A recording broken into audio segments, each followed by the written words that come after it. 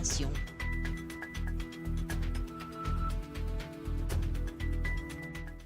C'est l'heure de vous informer, mesdames, messieurs, bienvenue dans ce journal. Dans l'actualité, l'engagement de la République démocratique du Congo pour la cause féminine résonne au cœur des Nations Unies. Depuis ce lundi, la Première ministre, Judith Suminwa Tuluka, séjourne aux États-Unis pour participer à la 70e session de la Commission de la condition de la femme. Entre la célébration internationale, la chef du gouvernement porte la voix de la RDC autour du thème fort droit, justice, action pour toutes les femmes et les filles. L'enjeu de ce sommet est clair, mobiliser un front commun pour transformer la promesse d'égalité en action concrète pour l'autonomisation et la protection de droits humains.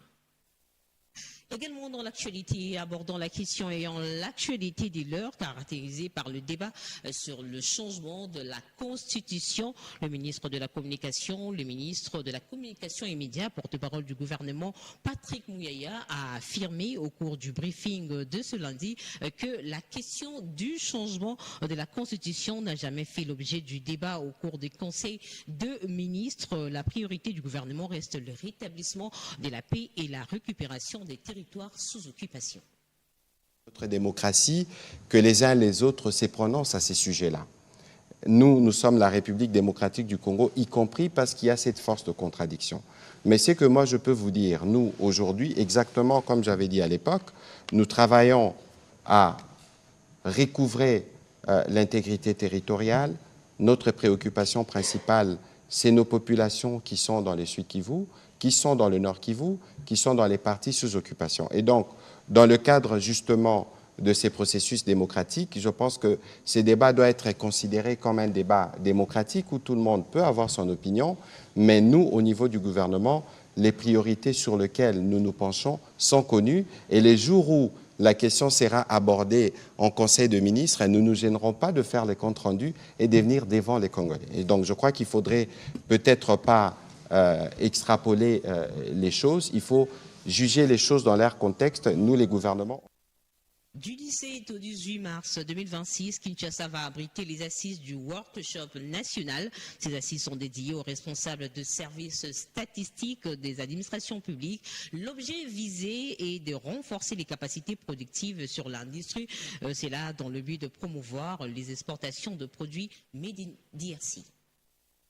Pour se rassurer de la réussite de l'organisation des workshops nationaux de haut niveau prévus du 17 au 18 mars 2026 à Kinshasa et de la formation technique spécialisée consacrée à la méthodologie et aux outils computationnels de l'indice des capacités productives dédiés aux responsables des services statiques et des administrations publiques concernées, prévu, elle, du 19 au 20 mars 2026 dans la capitale congolaise, et cela dans le cadre des modernisations du partenariat entre la République démocratique du Congo et la Conférence des Nations Unies sur le commerce et le développement CNUSED. Le ministre du Commerce extérieur, Julien Paluku-Kahongya, a présidé ce mardi 10 mars 2026 à Kinshasa une réunion technique avec l'équipe chargée d'organiser ce grand événement. Le travail de qualité abattu par les différentes commissions avec une grande implication des ministères sectoriels et les secteurs privés, mais aussi les experts de la CNUSED, a été salué par le ministre du Commerce extérieur. Ce workshop national de haut niveau et la formation technique spécialisée visent à renforcer les capacités productives axées sur l'industrialisation, la diversification économique et la croissance inclusive, mais aussi identifier, analyser et prioriser les filières à fort potentiel d'exportation avec la mobilisation des bailleurs de fonds pour ainsi promouvoir les exportations de produits made in DRC, a indiqué le ministre du Commerce extérieur, Gilles Moulumbo, expert en chef en matière du commerce international au sein du ministère du Commerce extérieur, précise. Cet atelier vise à élaborer un document national de développement, un document holistique qui a pour vocation d'insérer le Congo dans le système commercial multilatéral sur base de ses ressources. La RD Congo se situe à un niveau en deçà de la moyenne africaine en ce qui concerne les capacités de production. Et donc c'est un défi majeur que nous avons. Cet appui de la CNUSED est l'une des retombées de la ratification de l'accord sur la... Je l'ai dit en en titre, le gouverneur de la ville de Kinshasa, Daniel Bumba, a franchi une nouvelle étape dans la lutte contre les embouteillages et l'incivisme routier. Et lors de sa dernière communication, il a insisté sur la nécessité de remobiliser les agents de la police de circulation routière tout en intégrant des unités de la police militaire pour appuyer les opérations.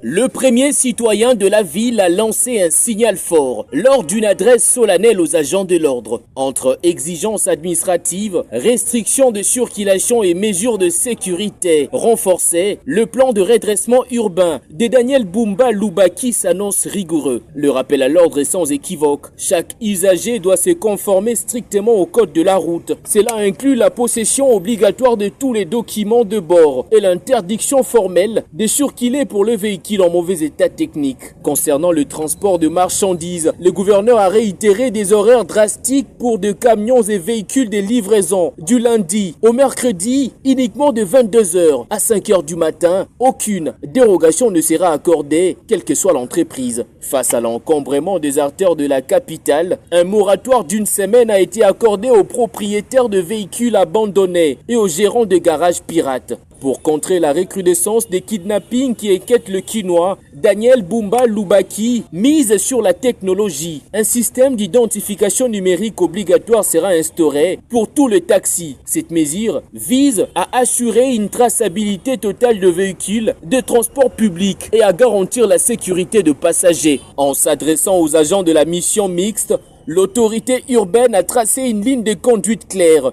Agir avec courtoisie mais sans aucune faiblesse. L'objectif final est de mettre un terme à l'indiscipline chronique et de rendre la circulation plus fluide et sécurisée dans la capitale. Une pétition visant la destitution de Modeste Baïti-Lukwebo, deuxième vice-président du Sénat en République démocratique du Congo, gagne du terrain au sein de la Chambre haute du Parlement congolais. Et selon les sénateurs Danika Bongo, initiateur de la démarche, le document a déjà recueilli 37 signatures. Pour l'analyste Godé Nkundi, cette initiative fait suite aux propos jugés désobligeants tenus par les leaders de l'Alliance de forces démocratiques du Congo et alliés, susceptibles de fragiliser l'équilibre au sein de l'union sacrée de la nation. Mais par rapport aux propos de Bahati, il y a ce qu'on appelle le mot d'ordre d'un parti ou d'un regroupement politique. Pour les cas d'espèce, c'est une façon pour lui de se désolidariser et puis comme conséquence aussi ses pairs se désolidarisent aussi de lui. Pourquoi? Parce que il a tenu des propos qui sont un peu désobligeants compte tenu de ce qu'ils ont pris comme engagement. Et il a bénéficié de beaucoup de privilèges, beaucoup, depuis Sun City, où il est parti comme un de maillons, sinon représentant de la société civile. N'oubliez pas que c'est encore lui qui a écrasé la société civile de la République démocratique du Congo au service de Joseph Kabila. Eh bien, c'est lui qui a écrasé tout ce qu'il y avait comme dynamique de la société civile au profit de Joseph Kabila. Donc, je reconnais en lui un dribbleur, comme certains ont osé le dire. Il a dribblé la société civile au point de servir Joseph Kabila qui voudrait encore.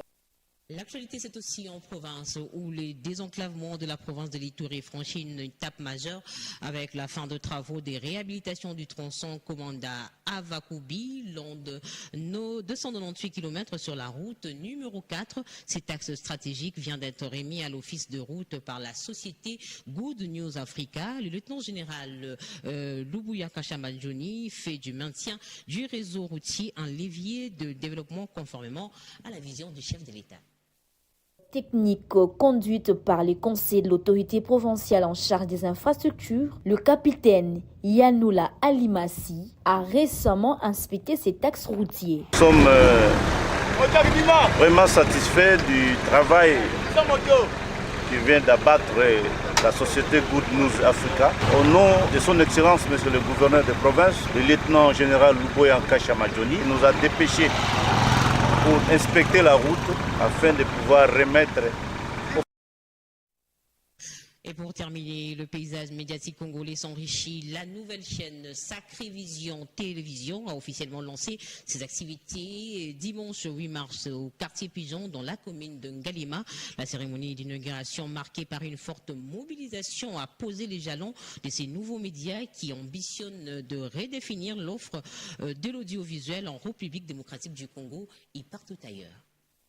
Une nouvelle voix s'élève dans l'espace audiovisuel de la République démocratique du Congo. Avec, pour credo, l'excellence et la rigueur, la chaîne Sacré Vision TV a officiellement lancé ses activités, affichant une ambition claire, déclinée dans son slogan « Canal Pro ». Lors de la cérémonie d'inauguration, le directeur général Crispin Chibasu Chimpanga a chaleureusement remercié les invités avant de définir la mission de ces nouveaux médias. Pour lui, la création de Sacré Vision TV n'est pas un simple ajout numérique, mais une réponse directe aux attentes de la société congolaise. L'objectif, offrir une information collectée, traitée et diffusée selon le standard le plus strict de l'éthique et de la déontologie journalistique. Les médias chauds sont les médias qui créent, qui provoquent directement la réaction auprès du récepteur. L'émetteur, c'est moi, les récepteurs, c'est vous. Les médias chauds. Et les médias froids, c'est la photographie. Quand on parle des médias froids, c'est la photographie. Il y a un artiste, un peintre qui est ici. Et ces médias ne créent pas des réactions immédiates, mais ce sont des réactions qui doivent être expliquées pour comprendre, entrer dans les schémas de Jacobson, canal, récepteur, émetteur. Car la télévision, qui est un média chaud, mérite d'être animée par les professionnels des médias qui respectent l'éthique et la déontologie du journalisme, comme indiqué dans les codes de l'éthique et déontologie du journalisme.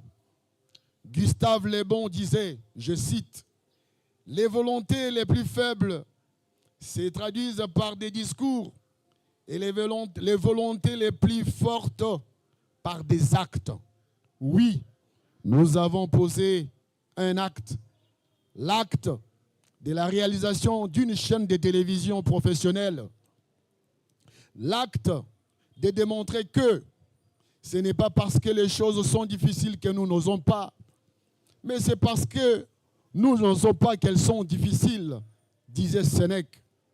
En ces jours mémorables, dès l'inauguration de nos studios, nous rendons grâce à Dieu Tout-Puissant, les créateurs de l'univers, les pères de notre Seigneur et Sauveur Jésus-Christ, qui a accompli notre croyance, comme il est écrit dans sa parole, en Hébreux chapitre 1, verset 11, je cite, « La croyance est une ferme assurance des choses qu'on espère, une démonstration de celles qu'on ne voit pas. » Oui, nous avons fermement cru et les résultats sont là. Les résultats de notre croyance est là, SVTV, Sacré Vision Média. Et pour cela, nous tenons à témoigner notre reconnaissance à Dieu pour la vie des hommes et des femmes qui, d'une manière ou d'une autre, ont contribué à l'accomplissement. C'est un acte concret pour le développement du secteur de la communication en RDC, a souligné le DG, tout en rendant grâce à Dieu pour l'aboutissement de ses projets ambitieux. La chaîne s'appuie sur une large diffusion technique pour atteindre son public dès son lancement. Les téléspectateurs peuvent retrouver les programmes de Sacré Vision TV sur la TNT, via les bouquets Mediasat, sur canal 285, sur la plateforme Easy TV, sur le canal 101. Ce journal a été réalisé par l'ensemble de la rédaction. Merci à vous de l'avoir suivi. L'info reste en continu sur la www.svtv.com.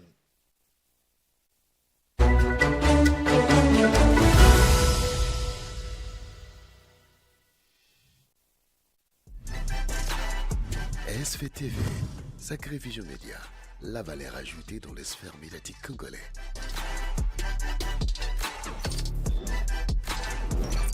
SVTV, Sacré Vision Média, rien que professionnel. SVTV, Sacré Vision Média, Canal Pro.